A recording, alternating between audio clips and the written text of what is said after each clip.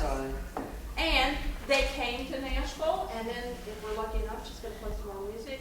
This is my first book. I don't know if y'all ever heard of it. It's called Thank You. And it's 12 chapters. It's nonfiction. Each chapter title is a title to a song I've written. And I've written, I think, over 400 songs, but that's just because some people have written a lot more, some people have written a lot less. That's how many I've written. I've lived long enough to write probably more. But I picked the 12 that had the best stories behind them, because people ask a lot, where'd that song come from? And I tried to answer that in this book. Really, you can't answer it. Sometimes it gets pretty cosmic where songs come from. I've written songs where I didn't even know what they meant until years later. It's like, oh, that's what that means. Sometimes you feel like you're taking dictation from some higher source. I've always said that my songs are smarter than I am. And I've always felt like that if this were a workshop, probably there's some aspiring writers out there, and I know there are other writers here, but I've always thought the hardest job of the writer is just to get yourself out of the way so the writing can happen. That's the hardest part, just to get my own butt out of the way. And so I'm going to read from this first book. I grew up in Spartanburg, South Carolina, but my first 5 years were in Innery, South Carolina, which is a southern town 25 miles south of Spartanburg. I was there from age birth to 5. And this is a memory from being in Innery. For some reason, I have no Innery memories of my father and only a few of my mother. I say that because I grew up in the Jim Crow South. And I was born into sort of privilege. So we had a black man that lived behind our house who kept a garden and kept the yard. And there was a black woman that bathed us. There was a black woman that cooked. The woman that bathed us lived in the house with us. And I have said that it's kind of true. I really thought I was black until I was old enough to kind of stand on my tiptoes and look in the mirror, and I was shocked to see that I was white. I thought I was sick or something. So, my parents were gone a lot, is what I'm trying to say. So my music sounds real black. It's really all... where it came from. And only a few of my mother. In one, my 2 sisters and I are all upstairs taking our afternoon nap. Every day after lunch, we had to go upstairs and lie down on our beds and stay quiet for 1 hour. On this day, we were feeling antsy, so the 3 of us started chanting in unison. Mama, Mama, how many more minutes? Over and over we chanted this, increasing the volume of each chant until the door burst open and there stood Mama, her 6-foot frame filling the doorway. She had a stern look on her face that failed to completely mask her amusement. If you children don't quiet down, I'm going to add 10 more minutes to your nap. And just like that, she was gone. Now in another, I'm standing in the driveway behind our house and Mother is coming toward me with a switch. I can remember holding my little hand up in front of my eyes, positioning it just so, until she was completely blocked from my field of vision. In my child logic, I figured if I couldn't see her, she couldn't see me. It was a gross miscalculation on my part. I can assure you that the next time somebody came at me with a switch, the old hand blocking trick was out the window and I ran like the wind. And I remember one time Mother coming in to kiss me goodnight as I lay sleeping in my bed. She and my father just returned from a cocktail party in Gleeville or Spartanburg.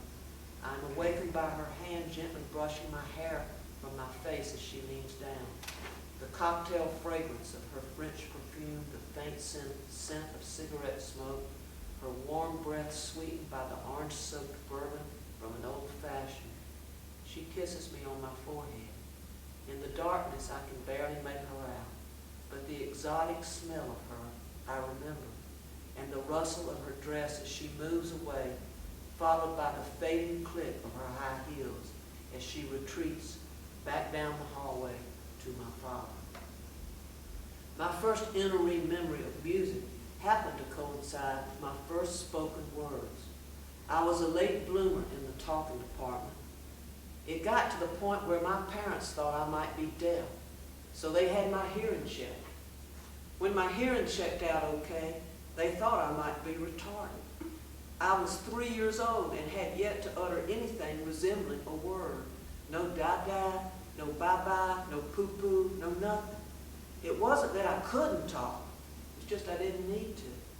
My older sister Mary was such a good talker.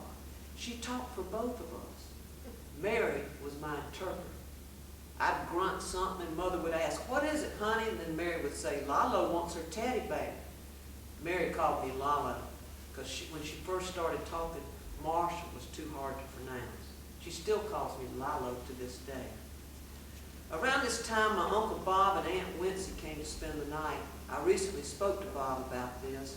He said it was the day after Christmas, 1951, and that the next morning they were all downstairs in the dining room where Mary was playing Tchaikovsky's Waltz of the Flowers on her little 78 RPM record player. I was still upstairs asleep and the noise woke me up. Now anyone who knows me well knows I can be grumpy when awakened before I completely had my rest. So I padded down the steps in my pajamas with feet, walked over to Mary's record player, lifted the needle off Waltz of the Flowers, and announced, "How do you expect anybody to get any sleep around here with all that racket going on?" See, I had changed.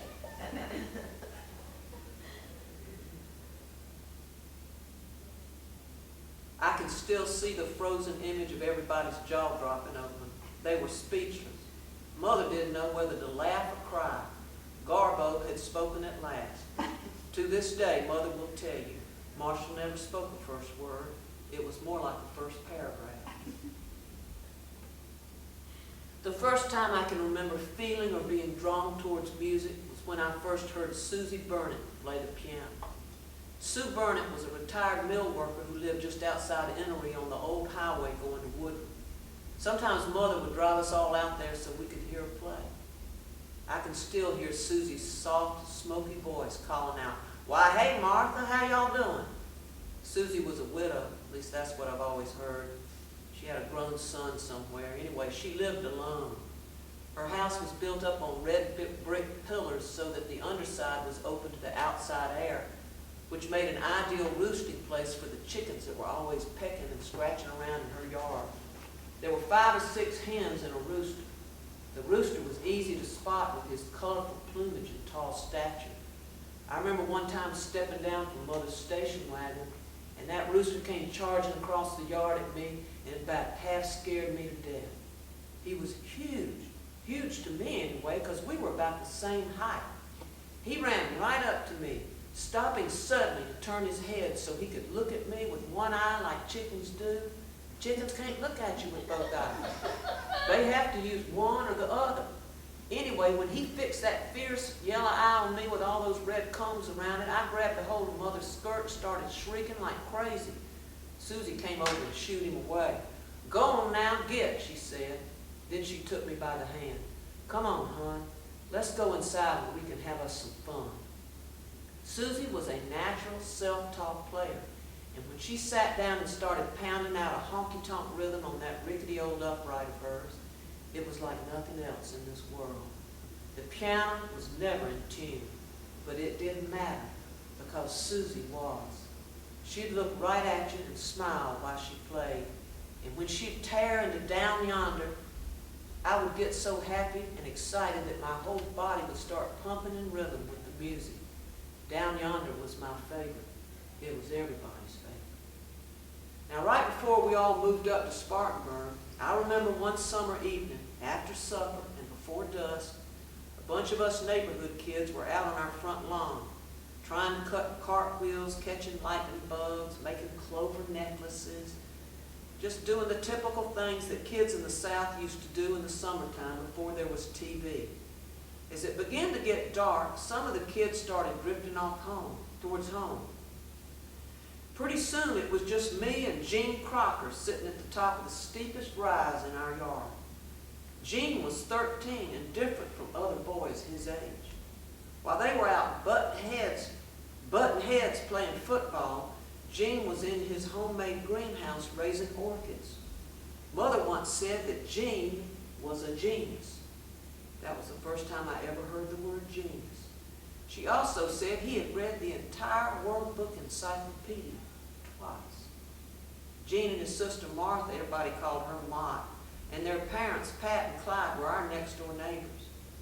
Gene and I were sitting there watching the stars come out when out of the blue he asked if I knew what infinity was. No, I said. What is it? Well, it's when things go on forever and never end. See all that black up there around the stars? Uh-huh. Well, all that black just goes on forever. There's no end to it. It's infinity. I thought about that for a while, but my brain didn't want to go there. In fact, it hurt my brain to think like that. So I said, well, what if it's a black wall up there? I mean, it could be a wall, couldn't it? Okay, let's say there's a wall, Gene said. So what's on the other side of the wall? Suddenly, I saw it, infinity, and it hurt my brain so bad that I burst into tears. I should have known right then I was going to be a writer, but it would be another 20 years before I'd see infinity again. Let's see. Y'all want to hear a song or some music? Would you? I usually do both. I really don't have any plans. I just want to get through that last thing. This is all gravy.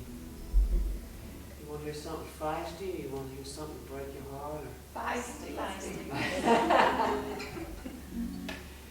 don't know if I can conjure up feisty, but I'll give it my best shot. Let's see. I'm going to do a song from my new album. It's called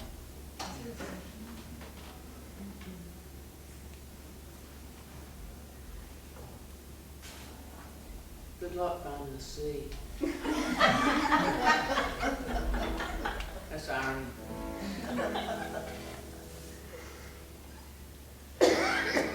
I'm going to do a song. I'm going to tell you about Big Lonesome. Big Lonesome in this latest book, we released it on the same day. I figured we're going to kill two birds with one tour. That was the big marketing plan. But I wasn't going to do another CD. You know, being a musician is hard. Travel all the time. And it's not as nice as here. You come in, believe it or not, I mean, it's these clubs, everybody's smoking sometimes. And I just decided I wasn't going to do any more CDs. And I knew how to nip that off in the bud. I just stopped writing songs. Because if I write a song and it's good, I'm going to record it. And if I record it, it's good, I'm going to do a CD. So I thought, I know how to nip this off in the bud. I'll quit writing songs. And I say, you know, we make our plans and then there's life. And God's plans trump our plans every time. I've always said, I've heard it said, if you want to hear the sound of God laughing, tell him or her your plans for the future. Right? Y'all probably heard that. So I wasn't going to, my plan was not to write any more songs. And then my very best friend in music, a guy named Tim Krekel, he's a band leader, songwriter, singer up in Louisville, Kentucky. Spent a lot of time in Nashville. If you haven't heard of Tim, Google him. But you might consider Googling. But you may have heard of some of the songs he wrote. He wrote some hit songs. One, You Can Feel Bad If It Makes You Feel Better, was a hit for Patty Loveless. And another one was Crying on the Shoulder of the Road, was a hit for Martina McBride. He wrote a lot for Jason and the Scorchers. But most importantly, with all that talent, he was just my best friend in music. I could just spend all the time in the world with Tim. He's easygoing. And I loved him. And he got diagnosed with cancer. He was 58. 3 months later, he's gone. I'm sure everybody in this room has been through an experience like that. So you know what I'm talking about. Well, when that happened, going through that experience, I was waking up in the middle of the night. And these songs were just coming to me. And Guy Clark has got a song he wrote with Gary Nicholson. I think it's on a recent CD, not the one that's out now, but it's called Sometimes You Write the Songs and Sometimes the Songs Write You. And that's what happened with these songs, and when they started pouring out, I knew what I was going to have to do. I was going to make another CD. I told everybody I wasn't going to, and I knew I was going to make the best CD I could. Now, where is my capo? I need it. I bet it's in my pocket. No. I do this. It's a trick I play on myself. I hide stuff. Okay, so this album is a tribute to my friend. And I told you I was going to do something funky and fun, but I've changed my mind. I'm going to do a song from this album. It's an uplifting album because it's really more about life than death. And it's about love, friendship. But this is a song I wrote about the last time I sang with my friend. And he had called me. He said, come up here to Louisville. We got a new music club up here. You'll love it. It's in Louisville's oldest bowling alley.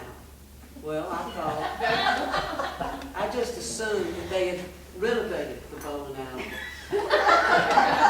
and turned it into a music club. But no, when I got up there, it was still a bowling alley. So we're playing downstairs and the bowling alley's upstairs, and they hadn't quite finished doing the ceiling, so you could see the ball returns going over your head while you're playing music. Rolling the ball. Oh, they were clicking and making noise and everything, but we were plugged in. If I unplugged like this, we would hear a flea sneeze. All right, so this is about, and I didn't know this would be the last time I ever sang one, but it was.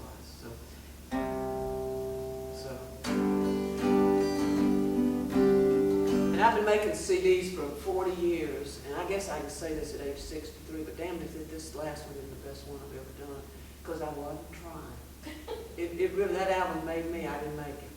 And it just happened. Everything about it just happened. And here we go.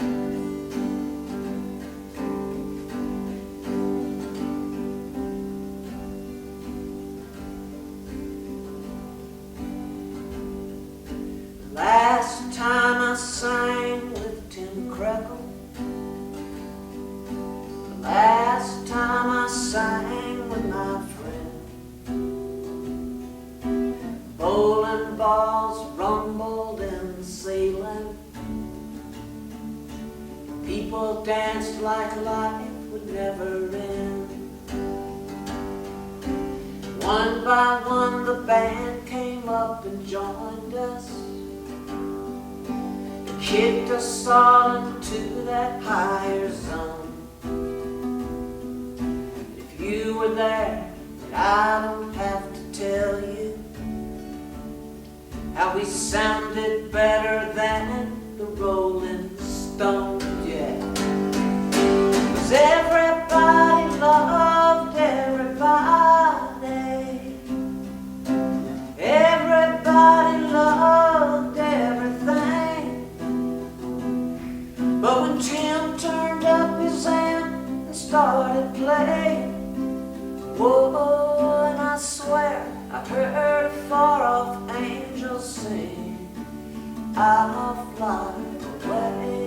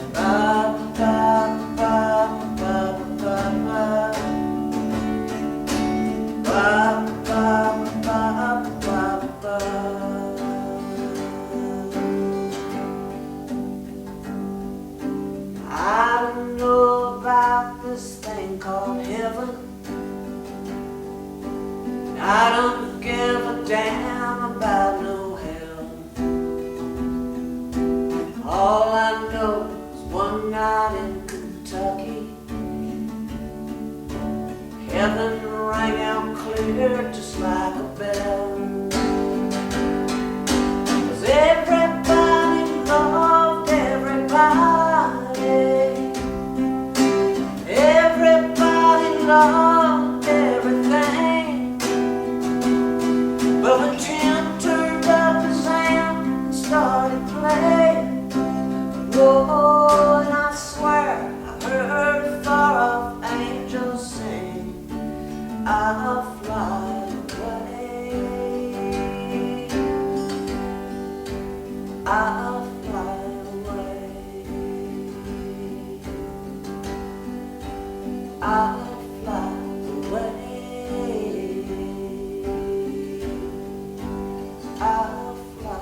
The last time I sang looked incredible.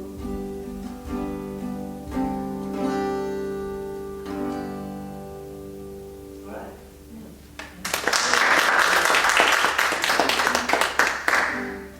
And this whole album is, Nick, I'll do a couple of songs. I can read. I can do a rap version of Chaucer's Canterbury Tales.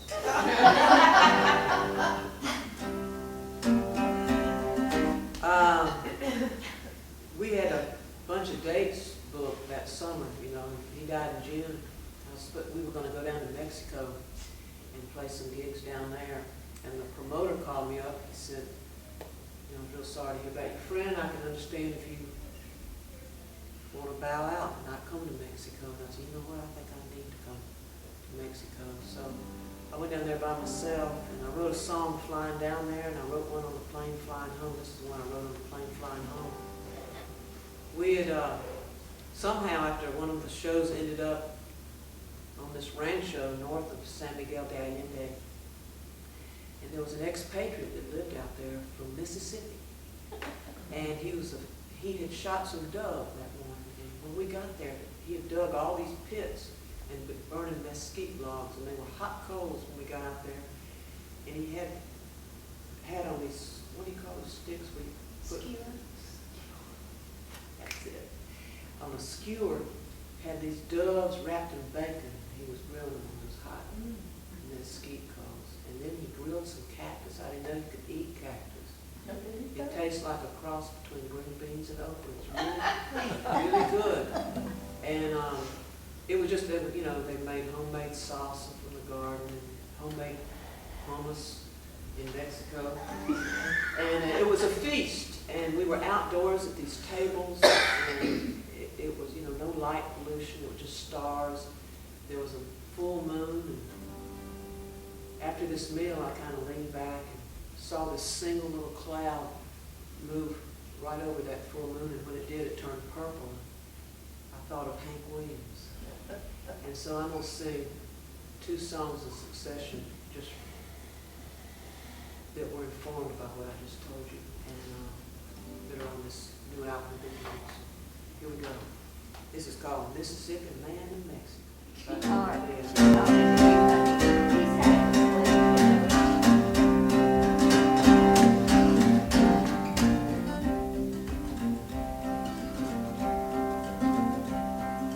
Mississippi man in Mexico, how'd you get down here? Must have been a long and winding road. Mississippi man in Mexico, before you disappear, I want to know all there is to know about you. Yeah, outside San Miguel, the fires were burning. That moon so bright, I thought I might go blind. You laid a feast before us at your table, in a field of cactus grown by your own hand. Buenos noches, Mississippi man. All right.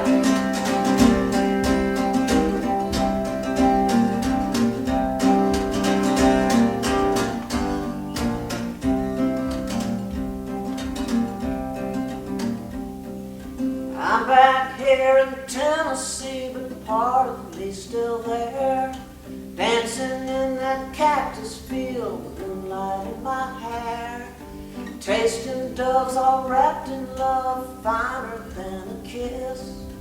Mississippi man in Mexico, sweet dreams are made of this. Yeah, outside San Miguel, the fires were burning. That moon so bright,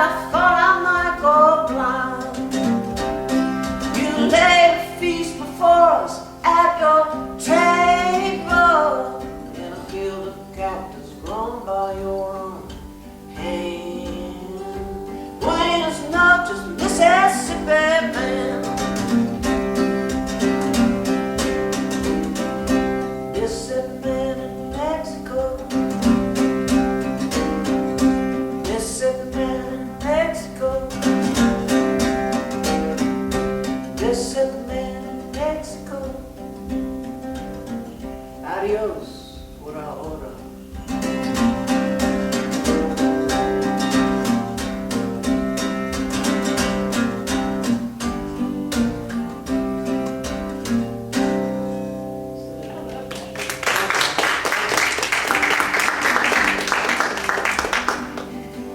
There are two songs on this album, on Big Lonesome, that I did write. This is one of them. You probably know it.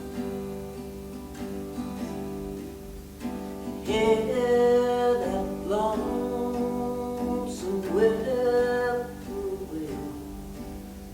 He sounds too blue to fly. That midnight train is whining low, and I'm so lonesome I could cry.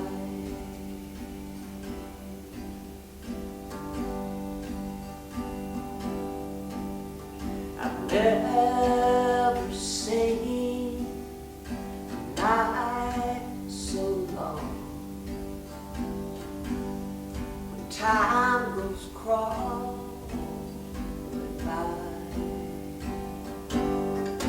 The moon just went behind the cloud to hide its face and cry.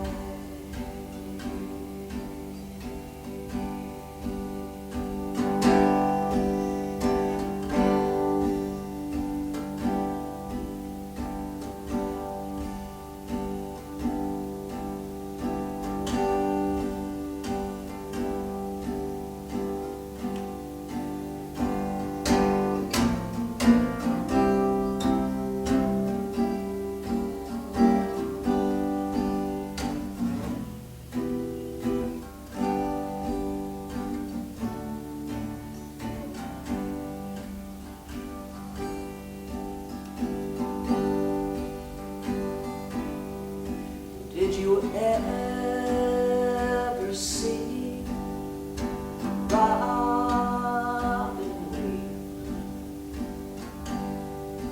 Leaves began to die. That means he's lost the will to live, and I'm so lonesome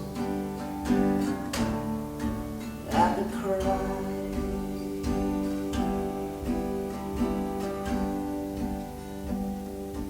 I don't know, whenever I'm in literary functions like this one, I'll put these next 4 lines written by Hank Williams up against any poet, Keats, Yeats, male, female, black, white, living, dead. I'll put these lines up against any of them. Y'all ready?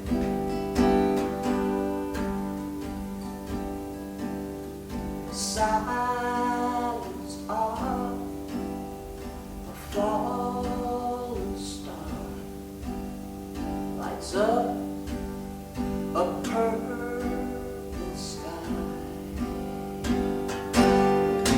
and as I wonder where you are, I'm so lonesome I could cry. And as I wonder where you are, I'm so lonesome I could cry.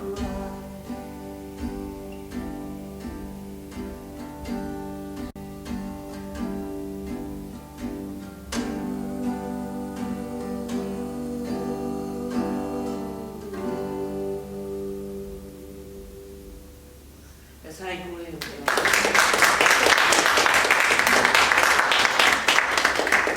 I'll tell you a little bit about this is the most recent book, came out the same day as Alan. Thanks for staying just as long as you did. It's getting okay now, I'm just saying. I don't know, I'm so codependent, I think it's just something I've done, or self-centered or something. Probably kids homesick or something, you know, there are other things more important than my reading. Jesus, but it does distract me. Yeah, I don't know, I'll just be honest with y'all, that's all I know how to be, for better or for worse. I'm gonna read a little bit from this. This book is like the first book in that it's nonfiction and music related. And each chapter, instead of, with this book, is a songwriter I've known. And I interview, and I've never interviewed anybody in my life. I've been interviewed, but I've never interviewed anybody. So I went and bought one of those little tape recorders, voice recorders. Got two in case one of them quit working. And I set off, and I started off interviewing some songwriters I've known that probably, like Tim Crackle, maybe you've never heard of them, but you've heard of their songs. And then I had an agent in New York at the time, and when I sent her those chapters, she said, "This is very well, I've never heard of these people. If you want this book to sell, you're going to have to write about some people I've heard of." That's what she said. She's not my agent anymore. But it was good. She had a point. And, I mean, she just happens to not be my agent. We're still, friends. But she had a point. And I thought, well, I knew Willie Nelson before people knew Willie Nelson. And I knew Chris Christopherson. And then I got asked to interview Miranda Lambert for Garden and Gun. And that just and I didn't know who she was. So I ended up interviewing her. And I liked her. She's feisty as she could be. And young, I think she was 23 when I interviewed. I just didn't know anybody was that young. And so she kind of fell in my lap, and I thought, when I first made a list of the people I wanted to interview, truth be told, they were all men from the state of Texas, because those were the ones that influenced me when I went to Nashville. And I'm talking about Chris Christopherson, Willie Nelson, Rodney Crowell, Guy Clark, Townes Van Zandt. All those guys are from Texas, Waylon Jennings. And they're the ones that inspired me to be. And a woman down there named Cindy Walker, she inspired me. She is great. And I recorded one of her songs, which I may sing later too. That's the other song on my album that I didn't write. It's a Cindy Walker song called Going Away. It's got the most beautiful line in it I've ever heard in a song. The line is, "Dreams don't make noise when they die." Don't you love it? Top that. I know I've run into songwriters like Bobby Braddock, who, wrote He Stopped Loving Her Today. I said, "Bobby, have you ever written a line as good as dreams don't make noise when they die?" I said, "No, not yet." So we keep trying. But what am I doing? I'm going to read y'all a little bit from this book, okay? Then I'm going to sing maybe one or two more songs, and then we can go to the nearest bar. Do you really want to get into that? There's the Black Horse, Yeah. not far from here. That's where it's a pub. It's a nice place. We can drain, I'm just going to drain like I'm drinking. Just going to pretend like this is a beer. Alter my personality. Okay, here's how one of the people I interviewed was Willie Nelson, and I actually spent 4 days on his bus. Do you remember? And I'm telling you, if you're on his bus, you don't have to partake, you just breathe. So if I don't seem right today, like the doors and stuff like that, let's just blame Willie's bus. And leave it at that. Is that all right with you? That's my disclaimer, and I'm going to stick to it. And one thing I learned after my then agent said, "You got to write about some people I've heard of." It's a far different crowd to interview somebody that nobody's ever heard of but heard of their songs than it is to land an interview with an American icon, even if you were friends with them back in the day. So this is kind of about that a little bit. And I will say that my interview with Willie was different than the others. And it's why it's the last chapter. Okay, here's how it stands. A transcript of my live interview with Willie was to begin at this point. That was the plan. But as Robert Burns once wrote, the best laid plans of mice and men often go awry. Here's what happened. The Willie interview. Memphis, Beaumont, Austin, August 2 through 4, 2008. At first I tried going through proper channels. I put in an interview request for Willie's publicist in California. She emailed me back saying she was, quote, not adding anything to Willie's schedule, end of quote. Okay, forget proper channels. I've never been a proper channel kind of girl anyway. So I emailed my buddy Mickey Raphael, who plays harmonica in Willie's band. Mickey suggested I contact Willie directly and gave me his personal email address. Willie does email? I couldn't believe it. So after I calmed down, I emailed the red-headed stranger.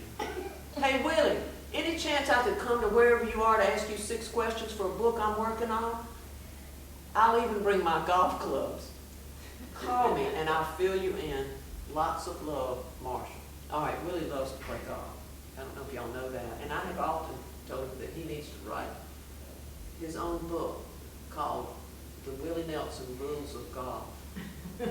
One of which would be no more than 7 and a foursome.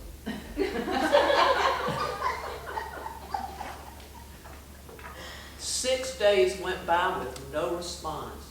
Then I got another email from Mickey. Willie got your email. Try him again. This was Wednesday, July 30th, 2008. I went to Willie's website and saw where they were on the road in Maryland and would be playing Danville, Virginia the next night, Thursday, Louisville the night after that, Friday, and Memphis after that, Saturday. I did not need my Rand McNally to know they'd be passing within a 3-wood shot of my house after the Louisville show. Things were looking up. I also noticed that Memphis and Beaumont were the last 2 stops of their current tour, followed by a 3-week break.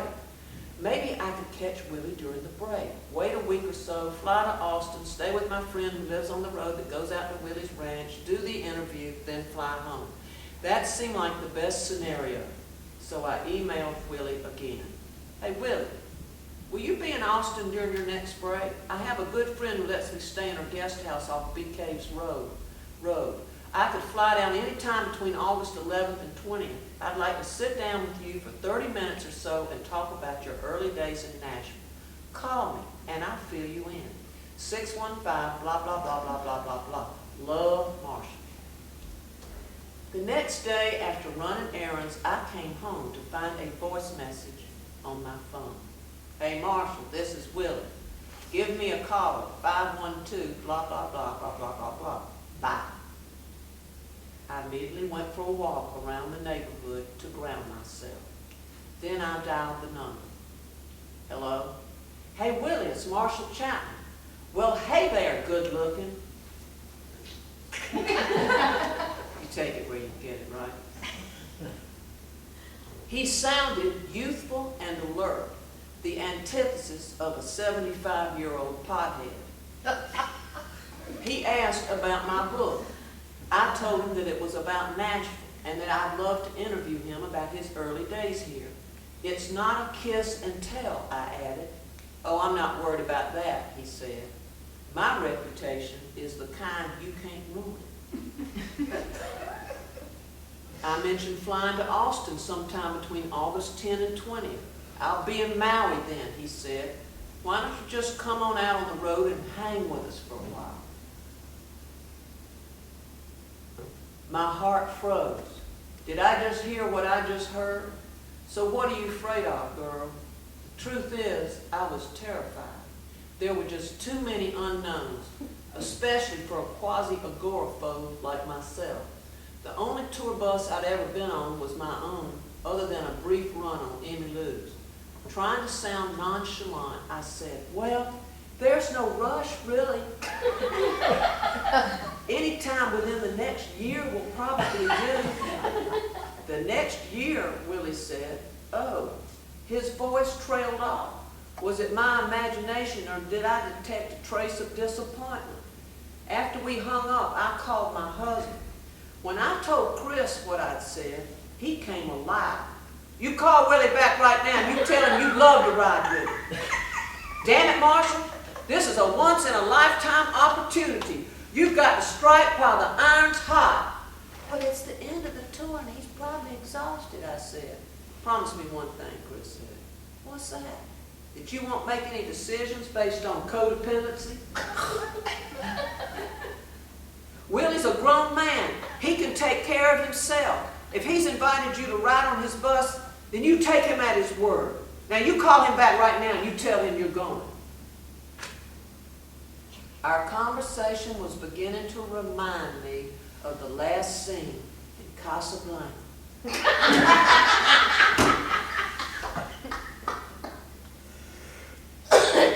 The one where Rick orders Ilsa on the plane, only this was Casablanca in reverse.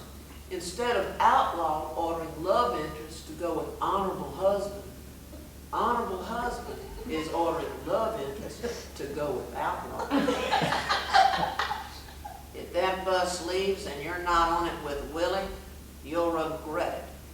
Maybe not today, maybe not tomorrow, but soon and for the rest of your life. So I picked up the phone and dialed Willie's number again. Hello? Willie, it's Marshall Chapman. Remember me? Well, yeah, he said, laughing. Listen, I've had a change of heart. I think I will come hang out with you guys. We then discussed logistics. I mentioned they would be passing within a stone's throw of my house in Nashville after the Louisville show, but Willie was concerned about the hour, that he might be asleep and signals would get crossed and I'd end up stranded on the side of the road. So it was agreed I would hook up with them in either Louisville or Memphis. Then sounded every bit like my mother, I asked. Now, Willie, I have to ask you one thing. What's that? Is there cigarette smoke on your bus? No, he said. No cigarette smoking permitted. Good, I said, because cigarette smoke gives me a terrible headache. Now, marijuana smoke, I don't mind. In fact, I love the smell of marijuana. There was a momentary pause. Then Willie said, me too.